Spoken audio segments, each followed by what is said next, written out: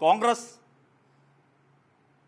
ഗാന്ധിയെ മറന്നു, നെഹ്റുവിനെ മറന്നു, ടാഗോറിനെയും. തെലങ്കാനയിൽ കോൺഗ്രസ് സർക്കാർ ഒരു റോഡിന് ട്രംപിൻ്റെ പേര് റീനെയിം ചെയ്യുക. ശ്രീ DK ശിവകുമാർ അച്ചടക്കമുള്ളൊരു കുട്ടിയെ പോലെ നിന്ന് ഗണഗീതം പാടുന്നതാണ്. കോൺഗ്രസിനെ എല്ലാ കാലത്തും പ്രത്യയശാസ്ത്ര ശൂന്യത വേട്ടയാടിയിട്ടുണ്ട്.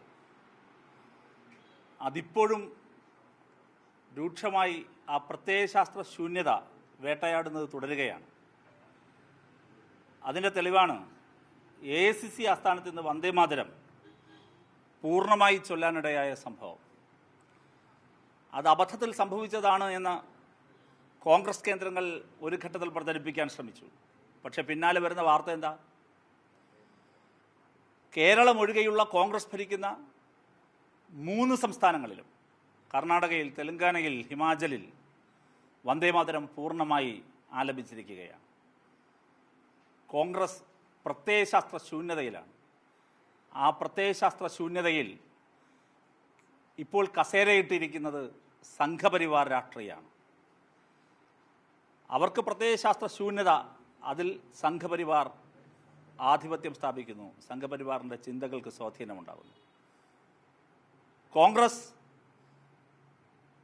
ഗാന്ധിയെ മറന്നു, നെഹ്റുവിനെ മറന്നു, ടാഗോറിനെയും മറന്നു. അതാണ് കേരളം ഒഴികെയുള്ള സംസ്ഥാനത്തും AICC ആസ്ഥാനത്തും ഇന്ന് കാണാനിടയായത്. ഇതൊരൊറ്റപ്പെട്ട സംഭവമല്ല ഈ പ്രത്യയശാസ്ത്ര ശൂന്യതയും അതിൽ കസേരയിട്ടിരിക്കലും. ഈ ന്യൂസ് നിങ്ങൾ ശ്രദ്ധിച്ചിട്ടുണ്ടാകും, നിങ്ങളെല്ലാവരും കൊടുത്തിട്ടുള്ളതാണ്. കർണാടകയിലെ നിയമസഭയിൽ ഇപ്പോഴത്തെ മുഖ്യമന്ത്രി, അന്നത്തെ ഉപമുഖ്യമന്ത്രി ശ്രീ DK ശിവകുമാർ അച്ചടക്കമുള്ളൊരു കുട്ടിയെ പോലെ നിന്ന് ഗണഗീതം പാടുന്നതാണ്.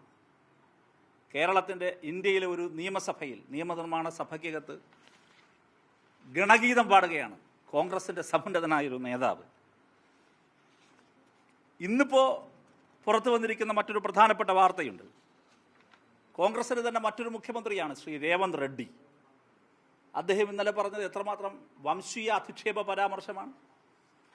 ന്യൂനപക്ഷ വിഭാഗത്തിൽപ്പെട്ട കുട്ടികൾക്ക് പല കഴിവുകളുമുണ്ട്, പക്ഷേ അവർക്ക് പഠിക്കാനുള്ള കഴിവുകളില്ല. ജോലിയിൽ പ്രാവീണ്യമുണ്ട്, പക്ഷേ പഠിക്കാനുള്ള കഴിവില്ല, ഓർത്തു വയ്ക്കാനുള്ള കഴിവില്ല.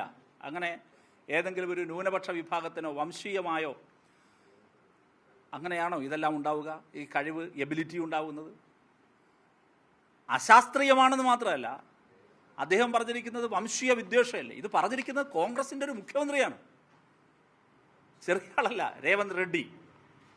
അതാ ഞാൻ പറഞ്ഞത്, കോൺഗ്രസിൻ്റെ പ്രത്യയശാസ്ത്ര ശൂന്യതയിൽ, പൊളിറ്റിക്കൽ ക്ലാരിറ്റി ഇല്ലായ്മയിൽ ഇപ്പോൾ കസേരയിട്ടിരിക്കുന്നത് സംഘപരിവാറാണ്.